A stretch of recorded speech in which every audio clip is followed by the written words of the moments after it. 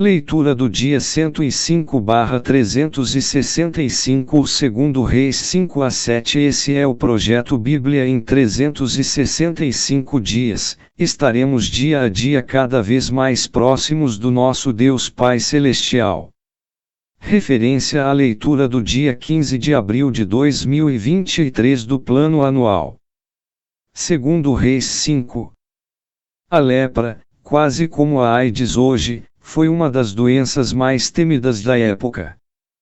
Algumas formas eram extremamente contagiosas e em muitos casos, incuráveis. Em sua pior forma, esta enfermidade levava à morte. Muitos leprosos eram forçados a sair das cidades e permanecer em acampamentos de quarentena. O fato de Naamã ainda se manter em seu posto, teve duas razões prováveis: fora acometido de uma forma suave da doença ou ainda estava no estágio inicial desta grave enfermidade. Em qualquer caso, sua vida poderia ter sido tragicamente abreviada.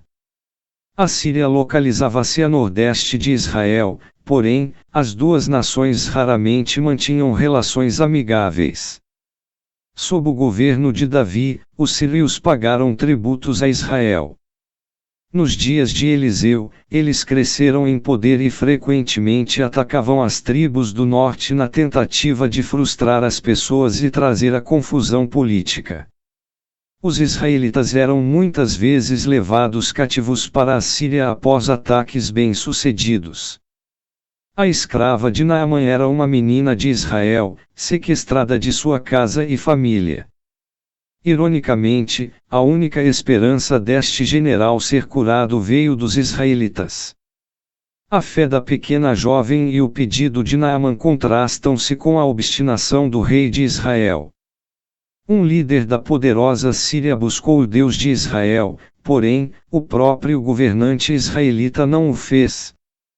Não sabemos o nome da pequena jovem ou mais sobre ela, mas suas poucas palavras à sua ama trouxeram cura e fé em Deus ao poderoso general sírio.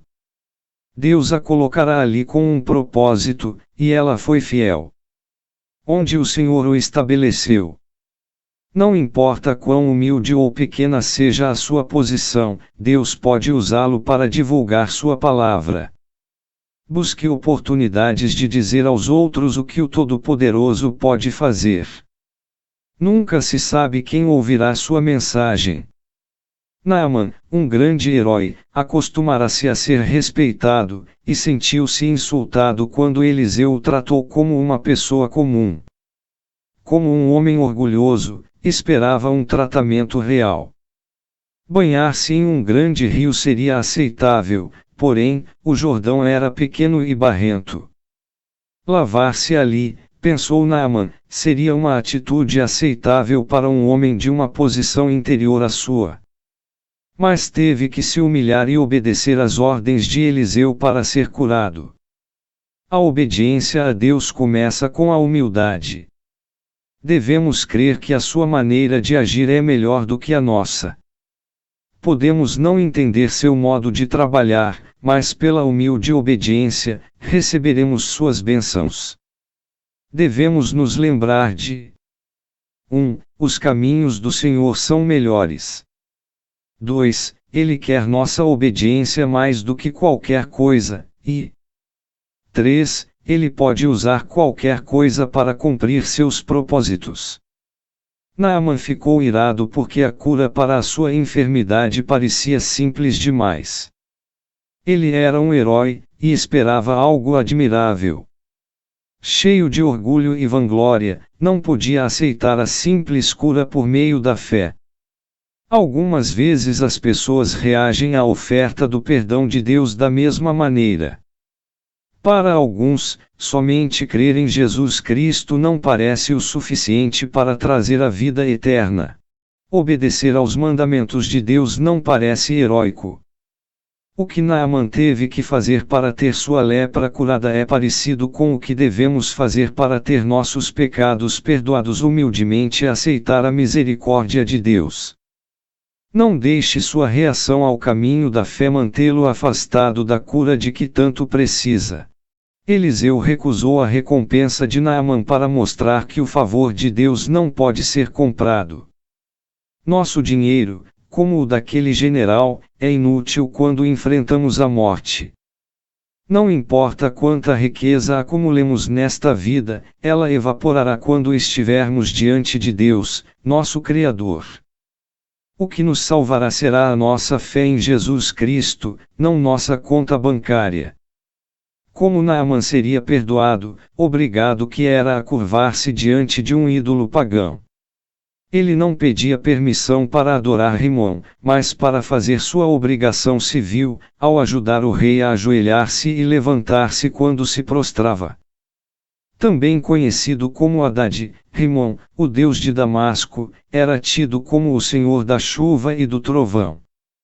Naamã, ao contrário de muitos de seus contemporâneos, mostrou uma forte consciência do poder de Deus. Em vez de acrescentar o Senhor à coleção de ídolos da nação, reconheceu que havia somente um verdadeiro Deus. Não pretendia adorar os ídolos. Seu pedido por perdão nesta área mostra o marcante contraste entre Naamã e os israelitas, que continuamente veneravam muitos ídolos. Geazi encontrou a oportunidade perfeita para ficar rico, egoisticamente ao pedir a recompensa que Eliseu rejeitara. Infelizmente, houve 3 problemas com seu plano. 1. Ele prontamente aceitou o dinheiro que fora oferecido a outra pessoa. 2. Erroneamente concluiu que o dinheiro poderia ser trocado pelas bênçãos de cura e misericórdia de Deus. 3. Mentiu e tentou ocultar seus motivos para aceitar o dinheiro. Apesar de Geazi ter sido um servo útil, o benefício pessoal, para ele, tornara-se mais importante do que servir a Deus. Esta passagem não ensina que o dinheiro seja prejudicial ou que os ministros não devam ser pagos, antes, adverte contra a cobiça e o engano. O verdadeiro serviço é motivado pelo amor e pela devoção a Deus e não busca o proveito pessoal. Ao servir ao Senhor, verifique os seus motivos. Não é possível servir a Deus e ao dinheiro. Mateus 6:24. Segundo Reis 6. O incidente da flutuação do machado foi registrado para mostrar o cuidado e a provisão de Deus para aqueles que confiam nele, mesmo nos acontecimentos mais insignificantes da vida cotidiana. Deus está sempre presente. Colocado na Bíblia entre a cura de um general sírio e a libertação do exército de Israel, este milagre também mostra o contato pessoal de Eliseu com os filhos dos profetas. Apesar de ter o respeito dos reis, ele nunca se esqueceu de cuidar de seus irmãos na fé. Não deixe a importância de seu trabalho minimizar sua preocupação com as necessidades humanas. Eliseu e os sírios. Eliseu conhecia os planos de batalha da Síria e mantinha o rei de Israel informado a este respeito. Os sírios procuraram o profeta em Dotã, mas ele orou para que o exército inimigo se tornasse cego. A seguir, Eliseu conduziu-o a Samaria, a capital de Israel. O servo de Eliseu deixou de sentir medo ao ver o poderoso exército celestial. A fé revela que Deus faz mais por seu povo do que poderíamos imaginar ou avaliar por meio daquilo que vemos. Quando enfrentamos dificuldades aparentemente insuperáveis, devemos nos lembrar que os recursos espirituais estão disponíveis, mesmo que não possamos vê-los. Vejamos pelos olhos da fé e deixemos que Deus nos mostre os seus recursos. Se não virmos o Senhor trabalhar em nossa vida, o problema pode ser nossa visão espiritual, não o poder de Deus. Eliseu disse ao rei que não matasse os sírios. O governante de Israel não deveria receber o crédito por aquilo que somente Deus pode fazer. Ao colocar comida e água diante deles, amontoava brasas vivas sobre sua cabeça. Não se sabe por quanto tempo os sírios estiveram longe de Israel, mas alguns anos provavelmente se passaram antes que ocorresse a invasão registrada em 624. Os sírios talvez tenham esquecido da ocasião em que seu exército ficou cego, sobrenaturalmente, e foi enviado para casa, após recobrar a visão. Este era provavelmente Ben-Hadad II, cujo pai governou a Síria nos dias de Baasa. Eliseu constantemente frustrava este rei em suas tentativas de tomar o controle de Israel.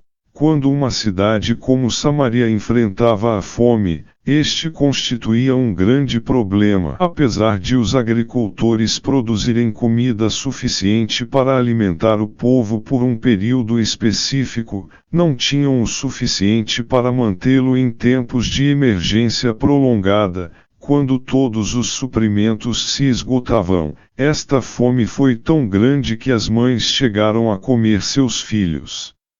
Porque o rei responsabilizou o profeta pela fome e os problemas de Samaria. Aqui estão algumas razões possíveis. 1. Diversos comentaristas dizem que Eliseu deveria ter dito ao rei que confiasse em Deus para alcançar o livramento. Ele o fez, e até mesmo rasgou suas vestes e vestiu-se de sacos, mas neste ponto a situação já parecia sem esperança. Aparentemente o rei pensou que Eliseu lhe dera um mau conselho e que nem mesmo o Senhor poderia ajudá-los. 2. Durante alguns anos houve conflito entre os reis de Israel e os homens de Deus. Os mensageiros do Senhor muitas vezes profetizavam a condenação por causa da maldade dos reis, assim, eles os viam como causadores de problemas. Deste modo, o governante de Israel entrava em conflito com Eliseu e 3. O rei provavelmente se lembrou da ocasião em que Elias ajudou a trazer o fim a um período de grande fome, 1 Rei 18:41-46. Ciente de que Eliseu era um homem de Deus, talvez o rei pensasse que poderia fazer qualquer milagre que quisesse, e estava irado porque o profeta não livrara Israel. Segundo Reis 7.